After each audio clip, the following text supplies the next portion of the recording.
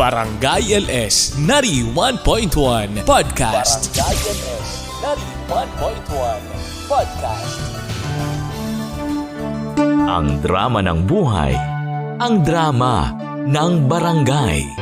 Radyo, nobela. Good morning sa lahat ng mga kabarangay natin na nakatutok pa rin sa ating mga programa. Yes, kasama niyo na po si Mama Ganda dito sa programang Radyo Nobela at may panibago na naman tayong kakwentuhan ngayong morning na ito. Mainit na ihahatid sa inyo ni Mama Ganda. Minsan daw sa buhay natin nahaharap tayo sa isang sitwasyon na hindi natin kontrolado. Pero nasa sa atin din kung pipiliin nating manatili o kumawala rito. Ikaw kabarangay, naranasan mo na bang makihati sa pagmamahal niya habang lantaran siyang namamangka sa dalawang ilog? Sabay-sabay po nating tunghayan ang kwento ng ating kabarangay na si Dayan. Dito sa Radyo Nobela. Radyo Nobela. Radyo Nobela.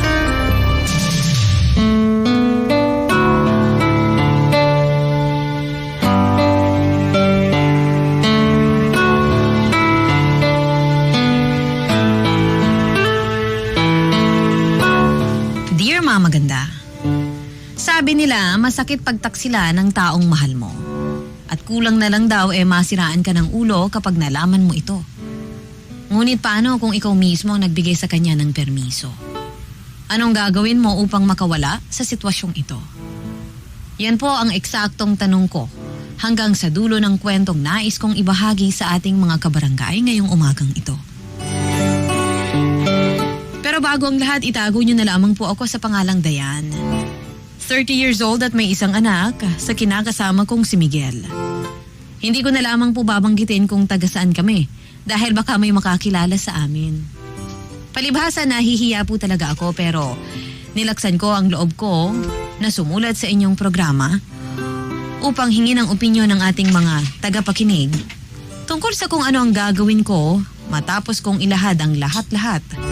Katulad ng ibang magkarelasyon, nagkakaproblema rin po kami ni Miguel.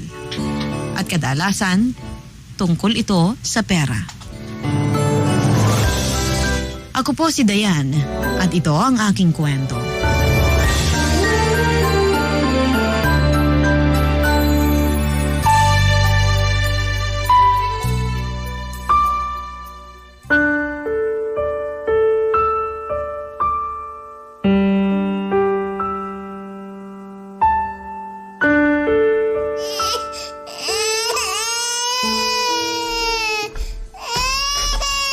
Miguel, ano ba?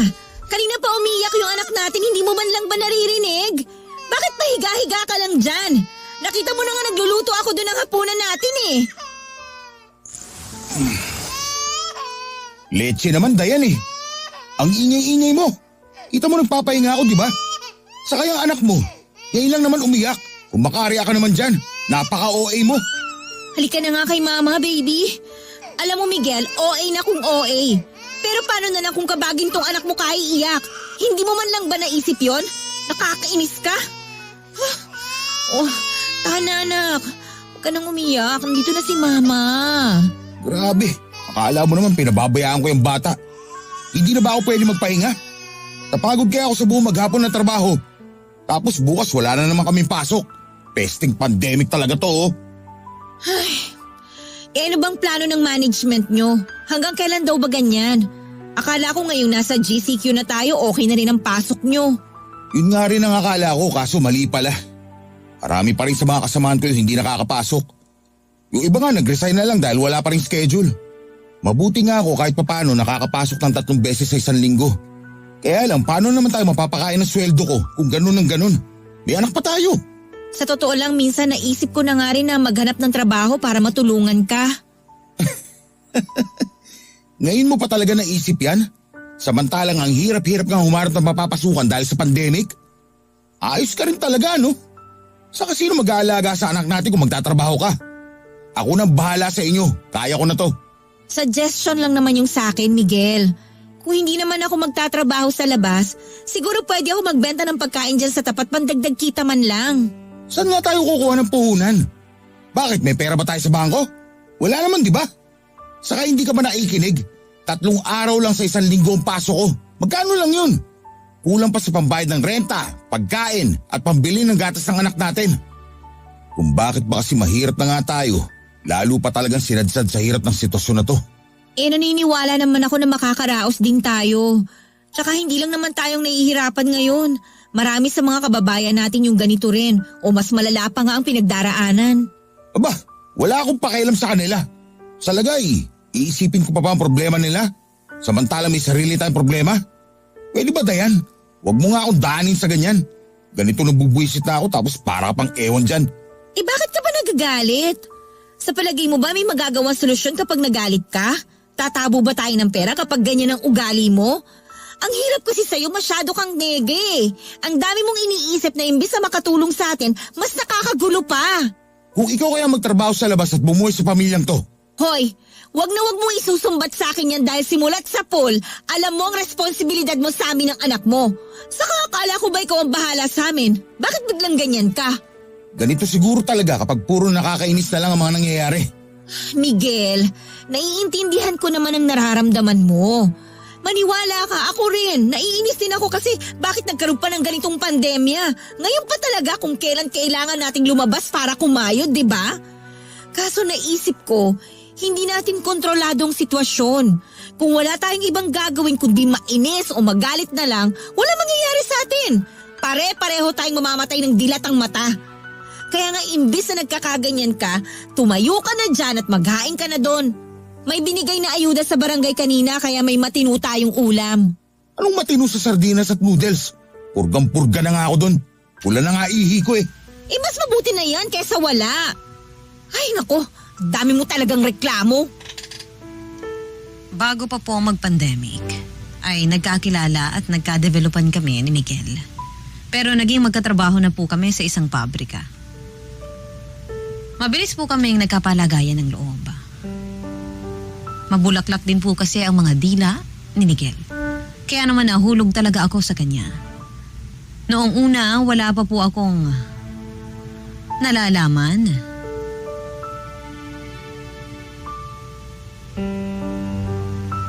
Tungkol sa mga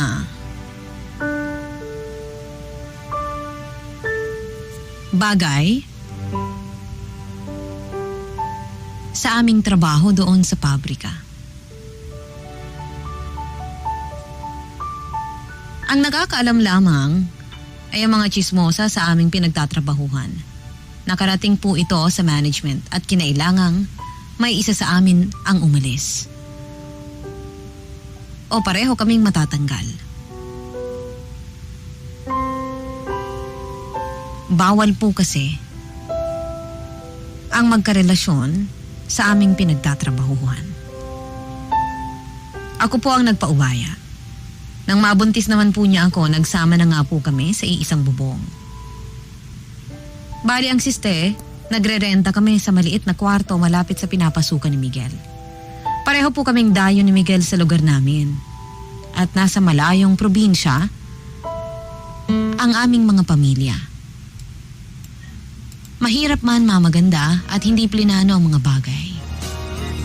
Hindi ko rin naman po inasahan na magiging ganito ang resulta ng aming pagsasama.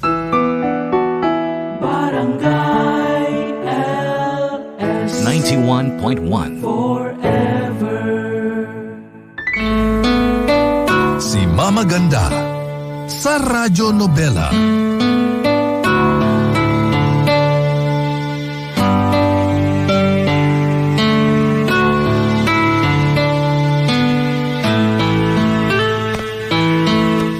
Pareho po kami ni Miguel. Nadayo sa lugar namin at nasa malalayong probinsya ang mga pamilya. Kaya nga hirap din kaming makahingi ng tulong lalo na pagkailangan namin ng pera. Dahil wala kaming malalapit na kamag-anak sa paligid. Kaya nga hanggang sa masilang ko, ang anak namin noon, isang kahig isang tuka po kami. Mabuti na nga lang, kahit paano may ipon akong kaunti na siya kong ginamit sa aking panganganak sa aming panganay.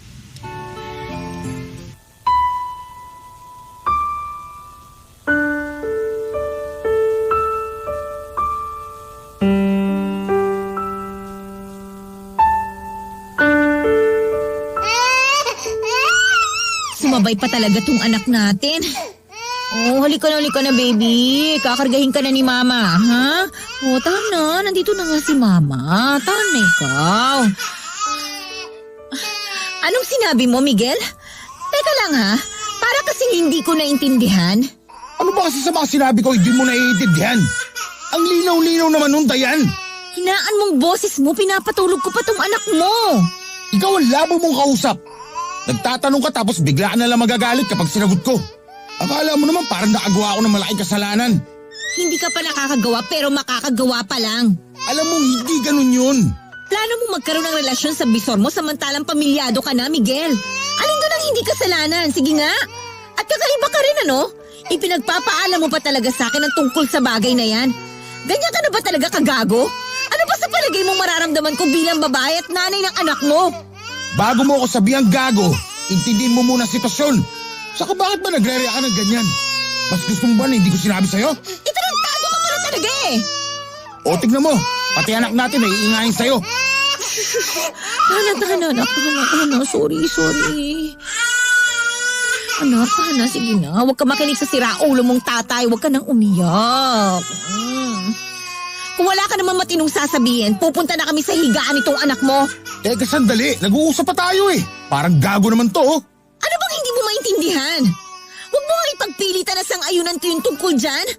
Alam mo, kung hindi ko lang hawak tong anak natin, baka nasampal ko na yung mukha mo, buisit ka. Daya naman, pakinggan mo muna kasi ako bago ako magalit. At ano pa bang gusto mong sabihin? Hindi ka pa ba tapos? Kasi kung alam mo lang kung gaano ako nasasaktan ngayon at nagagalit, may isip mong mahiya at manahimik na lang eh. Ay! Okay, sorry na kung nasaktan kita pero maniwala ka. Hindi yun ang intensyon ko. Ang akin lang naman, inalok ako ng bisor ko. Nakapalit ang pagkakaroon namin ng relasyon, ibabayaran niya ako. Pero yung relasyon naman na yun, hindi katulad ng sa atin. Wala lang yun. Wala kasamang feelings yun. Pwede ba? Huwag mo na nga akong gawing tanga. Hindi kita ginagawang tanga. Sinasabi ko lang sa'yo na may oportunidad na nakalatag. Kailangan na lang natin sunggaban. Huwag mo nga ako idamay sa kagaguhan mo. Nananahimik kami ng anak mo. Extra income. Yun lang naman ang gusto ko maisip mo. Saka alam din naman ng bisor ko na may pamilya na ako. May asawa na rin yun, kaya laro-laro lang to. Yun na nga ang hindi ko maintindihan eh. May asawa na pala siya pero bakit gusto pa rin niyang gawing komplikado ang lahat? Tapos plano pa niya talagang guluhin ang pamilya natin? Hindi mo man lang ba naisip yun, Miguel? Ako na nga nagsasabi sa'yo na hindi mangyayari ang bagay na kinatatakutan mo eh. Kaya pwede ba, huwag mo ang pangunahan ng mga hindi pa nangyayari. Ang hirap kasi sa'yo, emosyon mo kagad ang pinapairal mo imbis na yung utak eh. Kailangan natin ng pera, Dayan. At hindi natin masusustentuhan ang lahat ng pangangailangan natin sa kakarampot na sinasahod ko sa 3 araw na pasok namin sa pabrika. Paminsan-minsan nga mag-isip ka rin bago kang gumawa. Buisit ka! Ikaw ang buisit!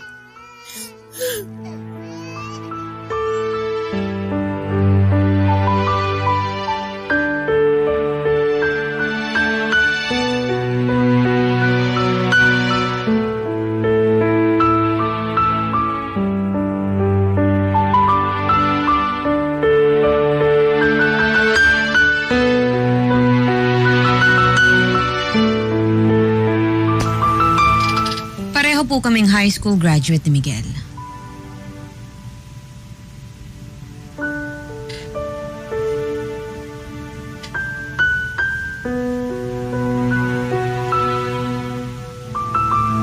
Halos mabuwal po ako mula sa pagkakatayo noon matapos ipalam sa akin ni Miguel ang tungkol sa pinaplano niya. Partida, mukhang hindi po siya kinilabutan sa kanyang mga sinabi. Sa kanyang mga plano. Sa gusto niyang mangyari. May sa ilang araw ko rin siya noong hindi kinibo at nagbanta ako na lalayasan namin siya ng anak namin kapag pinagpilitan pa niya ang gusto niya. At bagaman sinabihan niya ako ng maarte at makitid ang isip, ay tinigilan na rin po niya ang pagpipilit na pumayag ako sa plano niyang pakikikabit. sa kanyang bisor, kapalit ng pera. Akala ko parte lamang po iyon ng pagsubok sa aming relasyon, na hindi katagalan ay malalampasan din. Subalit hindi pa po pala tapos magsaboy ng kamalasan ng tadhana dahil bigla naman nagkasakit ang anak namin ni Miguel. Kinailangan po itong dalhin sa ospital. Akala namin simpleng ubo lang at sipon pero pulmonya na pala at umabot pa po sa punto na nasa bingit na ng kamatayan ng aming anak. Wala po kaming pera. Pero ng mga panahon na yon, hindi ko alam kung anong gagawin ko hanggang sa bigla nga pong binanggit sa akin ulit ni Miguel na inalok siya ng tulong pinansyal ng kanyang bisor, kapalit ang pagkakaroon nila ng sikretong relasyon. Kaya kahit labag sa aking kalooban, makihati sa iba. Doon na po ako pumayag sa dating plano ni Miguel na makipagrelasyon sa kanyang bisor kapalit ng pera.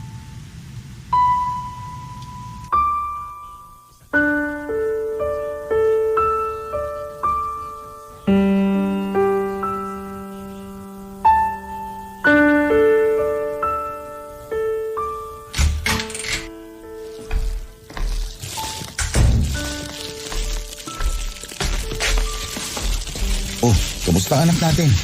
Okay naman siya. Ayan, natutulog na pagkatapos kong palitan ng diaper. Mabuti naman kung ganon. Nag-alala talaga ako ng gusto kasi akala ko mawawala na sa atin si baby. Ako rin, Miguel. Kala ko mawawala na sa akin ang anak natin. Kapag nangyari yun, ako, masisiraan talaga ako ng ulo. Takot na takot ako nung sinugod natin siya sa ospital. Hindi ko alam ang gagawin ko sakaling... Tahan na. Di ba nga? Sabi naman sa'yo ng doktor na nasa mabuting kalagayan na si baby. Ligtas ng anak natin kaya hindi mo na kailangan mag-alala. Teka, saan ka pala galing? Kanina pa kita tinetext kasi wala akong kasama dito sa bahay natin eh. Tsaka ano ba yung mga plastic na dala mo? Ah, ito ba? Mga pinamili ko sa grocery. Gatas, diaper ni baby at iba pang mga kailangan natin. Tingnan mo, ang dami di ba? Siguradong matagal-tagal din to bago maubos. Saan ka naman kumuha ng perang pinambili mo niyan? Saan pa ba? Eh di dun sa, alam mo na. Alam mo, ang bait nga niya eh. Kasi dinagdagan niya yung binigay niya sa akin dahil naikwento ko na lalabas na sa ospital ang anak natin. Oh, ito. May bibigay ako sa yung pera pang gastos mo. Bumili ka ng damit o gamit na gusto mo. Kasi nakabili naman ako ng mga pagkain natin. Miguel, parang hindi ko matatanggap ang perang yan. Bakit naman? Ikaw na nga to inaabutan ng pera, ayaw mo pa. Alam mo naman na pumayag lang ako na makipagrelasyon ka dun sa bisor mo dahil kailangan na kailangan natin ng pampa-ospital ng anak natin, di ba? Oh, heto, nakalabas na sa ospital ang baby natin. At anong gusto mo sabihin? Tigilan ko na ang relasyon namin, ganun ba? Para namang hindi pwede yun, Dayan. At bakit hindi pwede? Malaki-laki na rin ang naitulong niya sa atin simula nung ospital ang anak natin. Nakalimutan mo na ba? Napakawalang utang na loob ko naman yata kung basta-basta ko na lang sa iiwas sa ere. Pero Miguel, hindi. Baka naman nauntog lang yung ulo mo sa kung saan. Anong sinabi mo? Kasi kung ano-ano na naman ang pinagsasabi mo. Diba, napag-usapan na natin to. Pumayag ka nga eh, nakalimutan mo na ba? Pumayag ako dahil nag-aagaw buhay noon ng anak natin. Pero bakit para bang nag-e-enjoy naman yata kayo? Ikaw ba, matanong lang kita ha? Nawala na ba dyan sa kukote mo na may pamilya ka na? Lintik ka naman, Dayan, oh. Siyempre hindi ko naman nakakalimutan yun. Huwag kang sumigaw! Natutulog yung anak mo, oh! Pag nagising to, ikaw maghehele dito, buisit ka! Ikaw ang buisit! Ang gulo ng utak mo! At kahit kailan, hindi mo talaga ginagamit yung ulo mo! Nakalabas na nga ng ospital ang anak natin, pero may mga pangangailangan pa rin siya. May kailangan pa siyang inuming gamot, hindi ba? Ibig sabihin, kailangan pa rin natin ng pera. Kaya hindi ko pwedeng tapusin ang relasyon namin ng bisor ko dahil may nahihita pa ako sa kanya. Sana, kilabutan ka sa mga sinasabi mo ngayon. Nagiging praktikal lang ako kaya pwede ba wag mo akong konsensahin ng ganyan? Ngayon, kung ayaw mo nitong pera binibigay ko, edi wag mo. Dami mo pa sinasabi.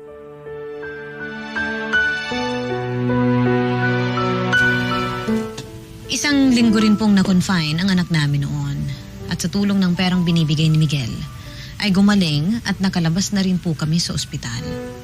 Pumapasok pa rin naman po si Miguel sa pabrika.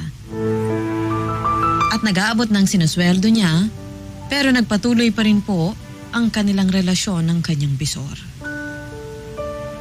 Dahilan niya, hindi raw po namin alam kung kailan namin kakailanganin ng pera. Kaya't hanggat may pwedeng pagkuhanan, ay sasamantalahin po niya. Wala po ako nagawa noon kahit na ayoko. Malaking bahagi rin kasi ng pambili namin ng gatas at diaper ng anak namin ay galing sa perang kinikita ni Miguel mula sa pagkikipagrelasyon niya sa kanyang bisor. Ayoko na lang pong i-detalye ang mga ginagawa nila. Pero alam ko po na may nangyayari sa kanilang dalawa. Alam ko po yun dahil nakikita ko yung mga kiss marks sa leeg at dibdib ng live-in partner ko. Tapos naaamoy ko rin ang pabango ng babaeng yon sa katawan mismo ni Miguel.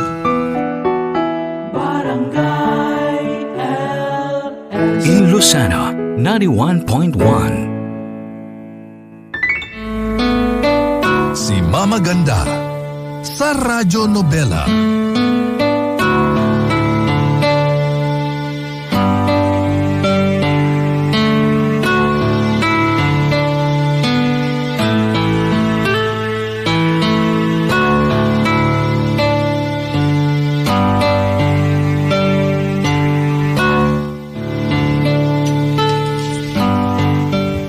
Maiksing panahon lang ay naging maayos po ang takbo ng buhay namin pagdating sa pera.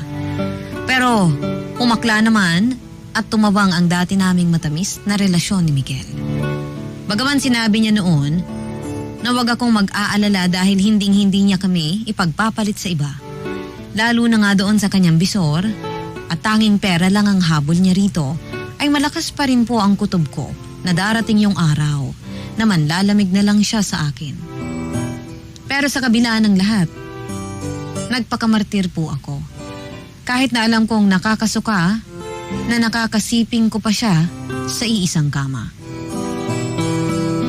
Pumapayag pa rin po akong gamitin niya ang perang ibinibigay sa kanya ng kanyang bisor. Lalo na tuwing makakaramdam siya ng pangangailangan. Pumapayag pa rin naman po akong may mangyari sa aming dalawa. Kahit alam kong ginagamit din siya ng ibang babae.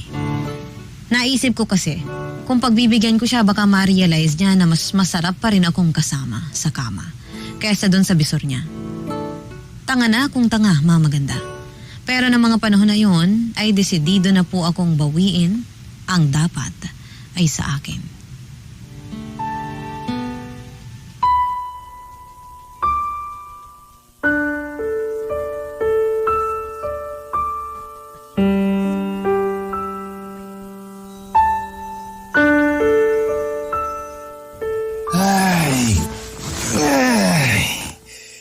Pakiramdam ko, makakatulog ako nito ng mahimbing.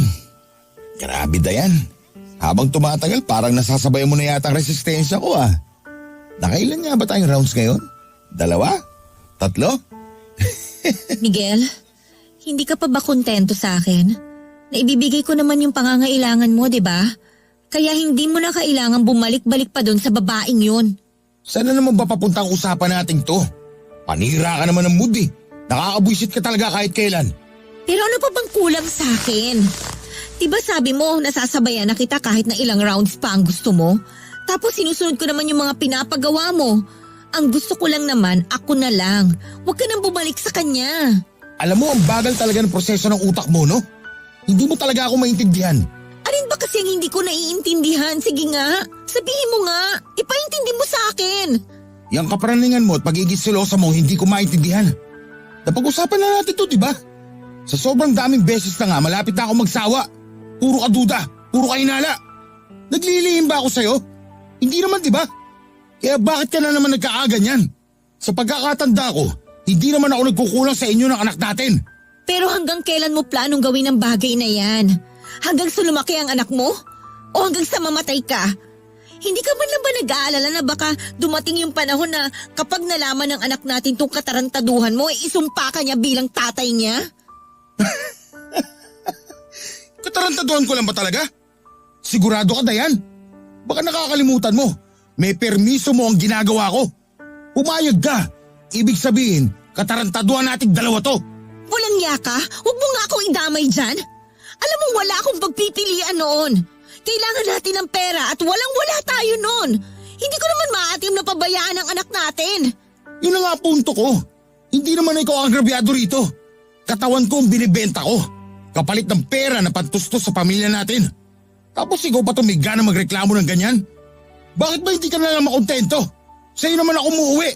Regular naman namin nangyayari sa atin, di ba? Ano pa bang gusto mo? Pero kasi lumalabas na pinagsasalitan mo lang kami eh. Pagkatapos ko siya naman, tapos ako ulit, tapos siya na naman. Hindi ba pwedeng ako na lang at wala na siya, Miguel? Ay nako, napaka-arte mo. Maarte na ako maarte. Bahala ka kung yan ang gusto mong isipin. Pinaikinabangan naman natin ang pera binabayad niya sa serbisyo ko, hindi ba? Kaya kung ako sa'yo, mananahimik na lang ako rito. At hindi ako magpapapraning. Sarap ka ng buhay mo ngayon eh. Tapos nakukuha mo pa magreklamo. Makaalis na nga. Saan ka papunta? Hindi pa tayo tapos mag-usap, Miguel. Pupuntahan mo siya, no? Hayop ko talaga, napakawalang niya mo. Mag-iossi lang ako. Dahil nauumay na ako sa pagmumukha mo. Buwisit ang buhay to, oh. Sinisira mo ang gabi ko.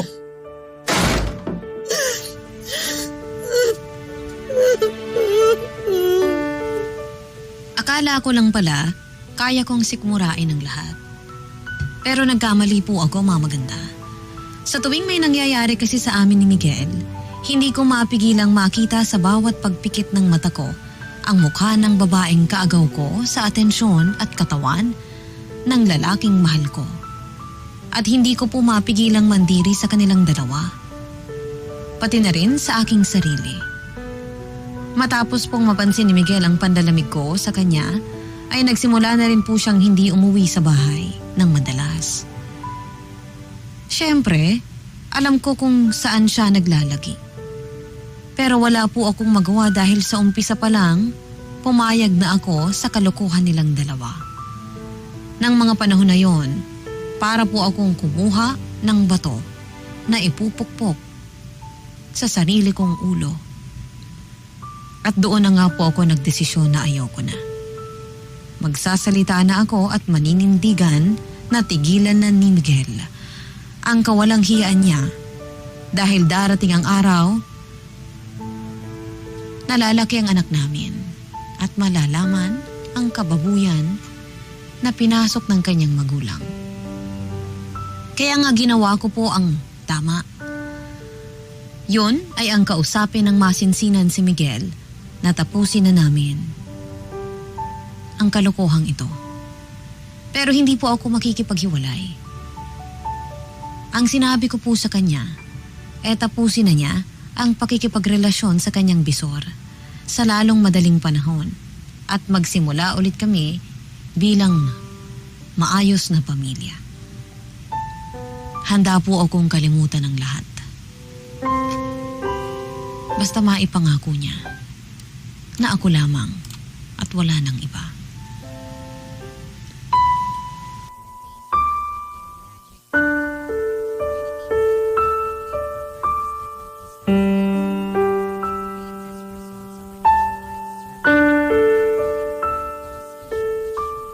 Ngayon ka na nga lang umuwi, ang init pa ng ulo mo.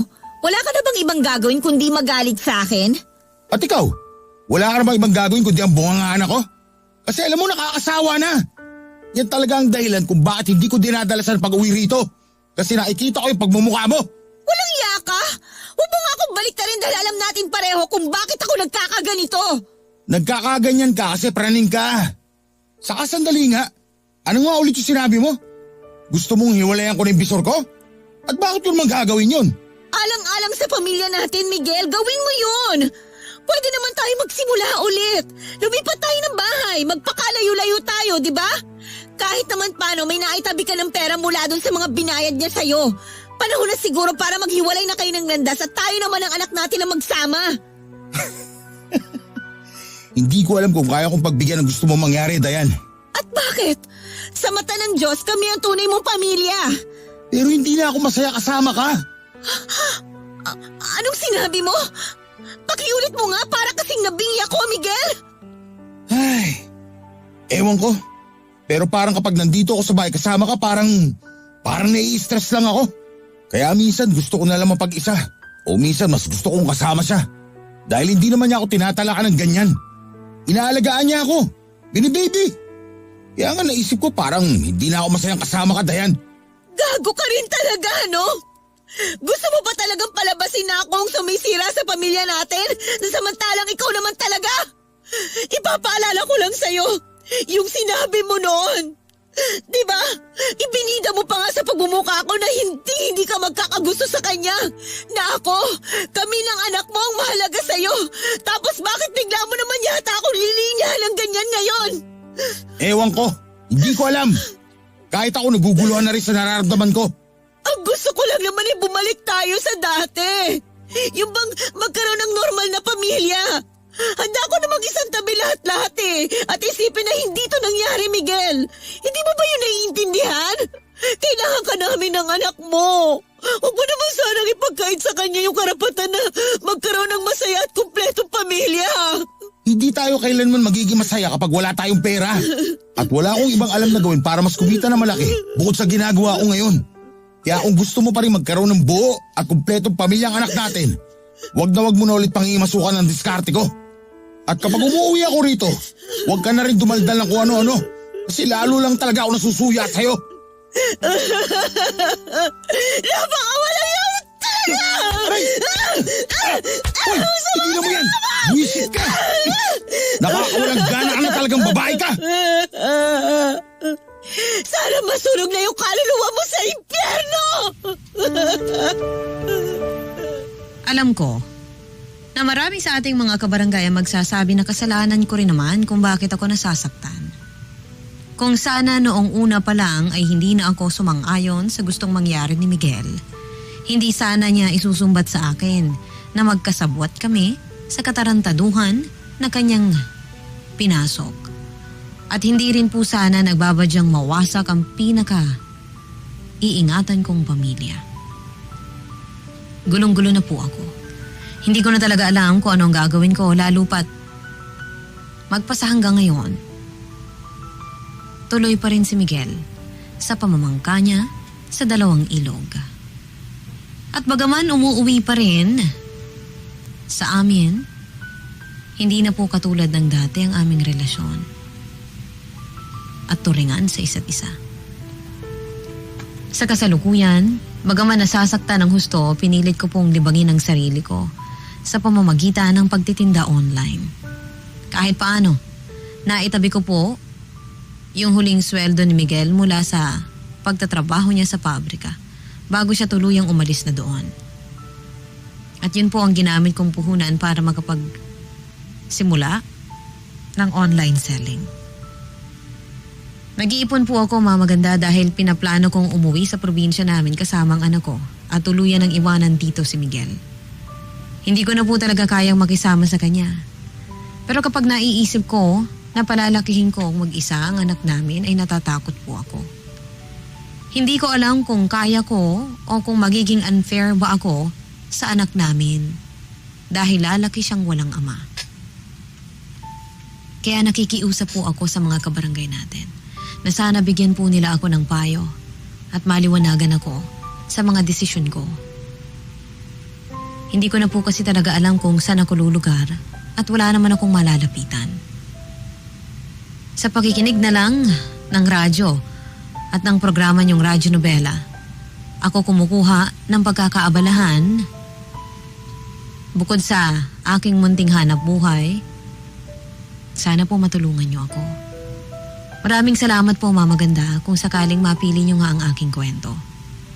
Ipagpatuloy niyo lamang po ang pagbibigay ng mga kwentong kapupulutan ng aral ng ating mga kabarangay. At inspirasyon para sa lahat. Ako po ang inyong forever kapuso at kabarangay. Maraming salamat po, Mama Ganda. Nawa ay nakapulot po ng lakas ng loob ang lahat ng mga kabarangay natin na katulad ko ang pinagdaraanan.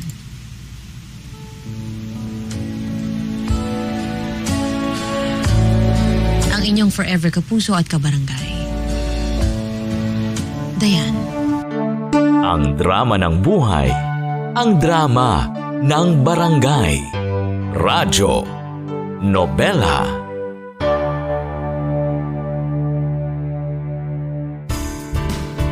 Hello mga kabarangay! Nagustuhan mo ba ang itinampok na kwento natin ngayon? Huwag kakalimutan na i-follow ang Barangay LS Nari 1.1 Podcast at ang iba pa naming social media accounts. Huwag din kakalimutan ang pakikinig sa Barangay LS Nari 1.1 Forever!